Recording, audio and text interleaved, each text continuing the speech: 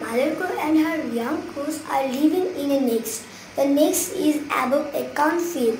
Every morning, Mother crow flies out to get corn. She leaves the young crows.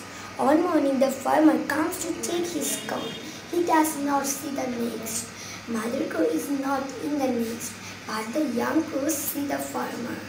They are afraid. In the afternoon, Mother crow comes back. The young crows say, "Is it time to leave the nest, Mother?" Mother crow says, "No, it's not time yet." That's all. Bye.